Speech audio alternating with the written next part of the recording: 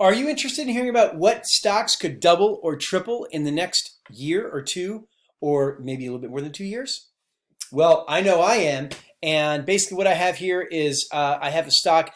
This particular stock I have covered in a previous video. I will go ahead and put a link to that video a little bit later on in this video. But I have a clip here from somebody that I follow on YouTube, and his name is MeetKevin.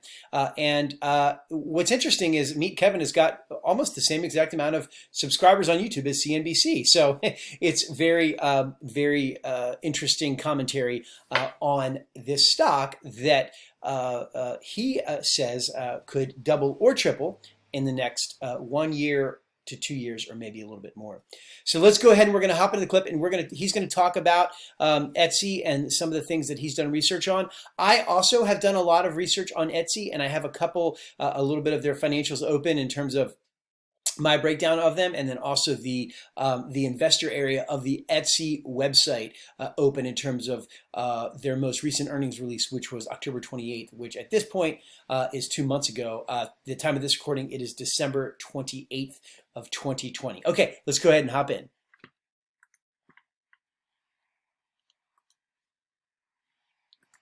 I've been pitching since April and May heavily, and this is the one we're going to start with. This is a stock that I own 4,444 shares of. I just added it up and thought it was kind of hilarious that it is a perfect match.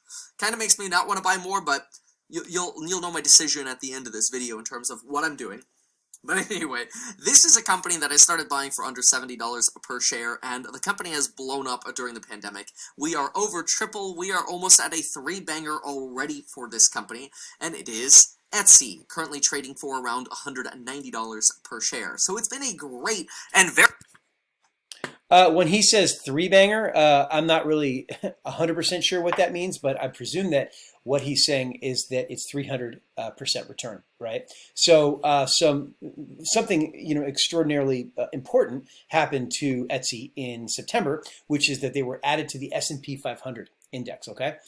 And which is pretty obviously huge for Etsy. It's kind of funny because Etsy just recently broke the $20 billion market cap mark, which it's now at the time today. It's actually down a little bit here, but again, today is December 28th of 2020, and Etsy is trading at $178 per share, and at that price, it's about a $22.46 billion market cap. So that is, I would say, a little bit of a small market cap to go into the S&P 500, but nonetheless, that's what they did. So what he says three-banger, he means that since the lows of the pandemic, at the share price of 178, he's saying that it's a 300% return of the 52-week low of Etsy, which was during March, the March lows of the stock market. Very profitable holding thus far. And it makes sense. I mean, the company went from $818 million in revenue to double that by the end of this year, about $1.6 billion. See, the year's not over yet. And so now the question obviously becomes, all right, if it's already gone up 2 to 3x, does it have anything else left in it? Well, that's where things get fun. Average consensus estimates for 2024 from Wall Street, and we'll adjust those Wall Street estimates in a minute, but average estimates are that this company's revenues will double again by the end of 2024. But not only will its revenues double, its expense margins should shrink. And I'll explain why, and I'll show you the details in just a moment. But when you think about investing in Etsy, you really have to remember that this is a consumer discretionary company. This is not like an Amazon or a Target where you go to stock up on your essentials. Those are known as consumer staples. A play on Etsy is really a bet on people who want to support local businesses, potentially sustainable businesses, and people who want customizable products. People who want something unique that they can't really get in a department store or Amazon. Ordinarily things that we would go to the downtown of a certain city around the world for. That's what we can use Etsy for. And since Etsy is just the platform, Etsy doesn't actually manufacture or carry these products, Etsy doesn't have to deal with product sourcing or shipping or distribution. He goes into some pretty deep detail about Etsy. I think that what is interesting about this is what Kevin spotted is that The most recent earnings release, which was October 28th, they actually had a year-over-year revenue growth rate of 100% plus. But that, again, that's for the quarter, right? That's for quarter three, 2020 compared to quarter three, 2019. I actually have my financial spreadsheet open, which I go off of the most recently reported 12-month earnings. And then revenues, right? Revenues and then gross profits. And those are the two main things that I look at in terms of full year financials. And then I take the gross profits and then I divide them into the market capitalization to come up with relative valuation against some other stocks that are out there. But basically, what the year-over-year revenue growth from full year 2019 compared to the year before was about 40+%, which is pretty good. That's pretty good for a lot of competitors out there. But basically, what happened is, and what he noticed, and I'm going to point out to you from the Etsy. The earnings, the investor section of their website, is that the year-over-year revenue growth was 100% from Q3 2020 compared to Q3 2019. So we're going to go back into his video here and hear more about what he's talking about. But also, you have to think that there's a lot of folks out there that are a little bit tired of Amazon. Everything going on with the way that data is and how Amazon, Facebook, and Google are kind of being targeted for using people's data and everything like that. So basically, if you think about Etsy, I think a lot of people are really interested in helping smaller businesses, and Etsy is effectively a marketplace of highly unique sellers. Their top categories at Etsy are home furnishings is number one, number two is jewelry, and then number three, as I understand it, is apparel. Again, I've got a CNBC. I kind of highlighted a mini documentary on CNBC on Etsy, which I'm going to put in the top of this video here. And the executives of Etsy and then other experts, talk about Etsy and their business model. Distribution. Individual Etsy sellers have to deal with that. Now, sure, Etsy deals with disputes and customer service, but Etsy's dispute rate is 0.3%, which for retail is really low. Now, that's different from obviously the return rate, but their dispute rate is only 0.3%. And this means that you are investing into this company with a $24 billion market cap that kind of fits nicely in the online e-commerce world that has not too very much competition.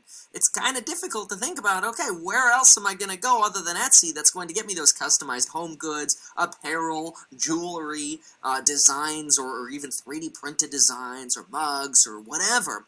Etsy's got a ton of this sort of stuff. It's a great place for gift shopping.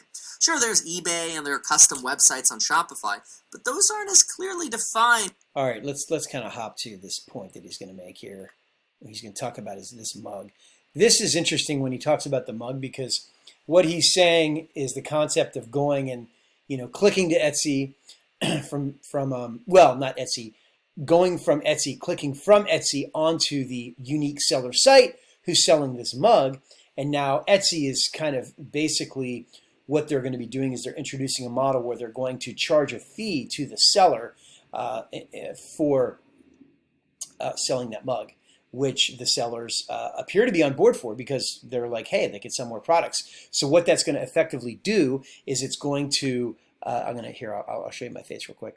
It's going to effectively, Etsy is going to be able to lower some of their advertising costs, because they're going to be able to charge their sellers for, really a product sale fee, right? So a certain fee associated with selling their products, which they haven't charged before. So we'll go ahead into that example right now. It's entirely possible this company could 3 or 4x their revenues over the next 4 years. And keep in mind, when we hear Wall Street consensus estimate, that's like taking an average of what everybody on Wall Street thinks. So people on Wall Street, some think more, some think less. I'm going to lean more towards the higher end of the average, and we'll play those numbers in just a moment. But even when you consider websites like Pinterest, blowing up in usage, right? When you consider these websites, go click around on Pinterest and see how many Pinterest listings actually just link directly to Etsy. It's incredible. Which brings up something else that Etsy is doing that, could end up being a massive profit opportunity for them. they're starting to advertise Etsy.com through Google Ads, automatically showing some of their sellers' products. And ordinarily, you might be thinking, like, seriously, Kevin, that's going to be massive profit opportunity? Hold your horses, get this, okay? And we're not even on to the second company yet. Well, this is going to be fun. But anyway, if somebody ends up on Etsy.com, because let's say Etsy placed an ad for this 99 Slayer RuneScape mug, okay? Etsy places an ad for this on Google, you click on it, you go to Etsy.com, and you buy the mug. Obviously, that's good for Etsy, right? But what's even better for Etsy is, yeah, they got you to get onto Etsy, and maybe now you'll be tempted to look for coffee mugs on Etsy.com instead of Google.com, which is good. You're kind of robbing people away from Google by sort of integrating them into your company, your network effect. But what you're also doing, and this is the brilliant part, or what Etsy is now doing, Etsy is now saying, hey, we were advertising Etsy.com using your product. Since we kind of just got you a sale, we're going to charge you as the seller a fee for the advertisement we placed to advertise Etsy.com. The seller agrees to this because the seller's like, sure, I mean, that's a reasonable fee. You sold some more of my product for me and I didn't have to do anything. And Etsy's like, sweet, we just got some of our marketing expense covered, so it's a win-win. So there you go. So that is a brief, I guess, an explanation, if you want to call that an explanation, of what they're doing with their marketplace in terms of, assigning a product sale fee to their sellers, right? So that they can then collect that marketing fee and then add that to their revenue, and then effectively really just beef up their revenue. If you want to call it lower your cost, you're really just beefing up your revenue, because your advertising cost with Google is going to be the same. You're just basically adding a layer of revenue to to your business, right? So so as I have been covering Etsy for a bit. I have a position in Etsy, not super big yet, but I really do like Etsy in terms of their financial fundamentals. Let's first go to the area of the Etsy website where this is the investor section of the Etsy website. And I don't know if you like looking at financials, or you do or you don't, but I like to show it just because it gives you kind of proof, of what's going on with Etsy. So let's go ahead and hop in here. So basically, as you can see here, this is revenue, and then they got 2020, and then they got 2019. So what they're showing here for revenue, 3 months ended, 451,478. That's 451 compared to 197,947 Q3 2019. That is an increase of 128%. That's the 3 months ended, right? Now, if you take a look at the 9 months ended, 2020, 1,108,270 compared to 1 year ago of 548,381. That's an increase of 102%. That is for the 9 months ended end of October, or well, really, I guess end of September, reported October 28th, right? So there you go. So that is the actual financial. So what I find very interesting here is if you take a look, again, take a note of that. That's 128%, 3 months ended year-over-year revenue growth, and then 102% 9 months ended year-over-year revenue growth. If you take a look at it, let's see Etsy here. They have their most recent 12 months revenue reported, reported, which was, full year 2019, was at 1,378, so 1,378,000,000, right? If you go down, shucks, that's the year-over-year revenue growth rate. So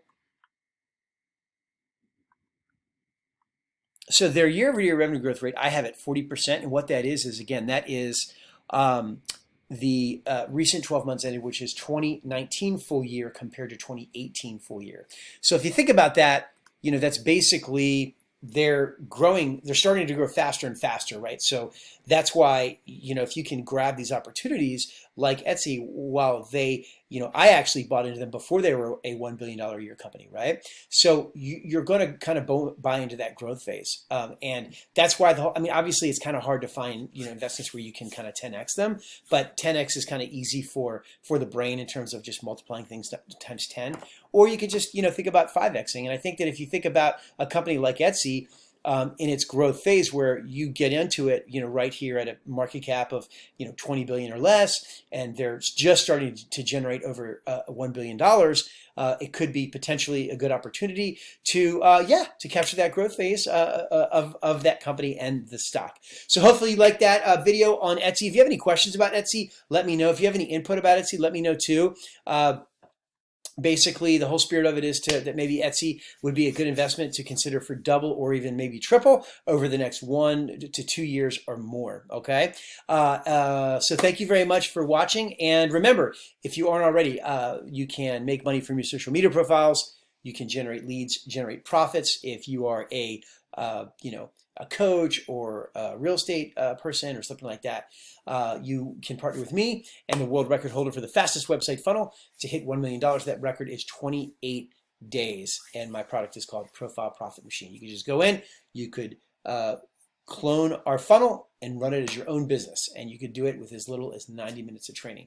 Also, I came out with a blueprint. It is a wealth and instant credit blueprint. That credit blueprint contains 5 guaranteed credit cards, and again, I cover basically investing, I cover online income, I cover credit, of course, I cover business credit, I cover financial independence, and most importantly, not most importantly, but potentially most importantly for some people, is the end of this guide, which is a 63-page guide, is a 10+ page credit score guide in terms of all of the companies out there that offer a free credit score and a free FICO score and the corresponding bureau with that FICO. Okay, if you have any questions, let me know, and have a great week. Thanks.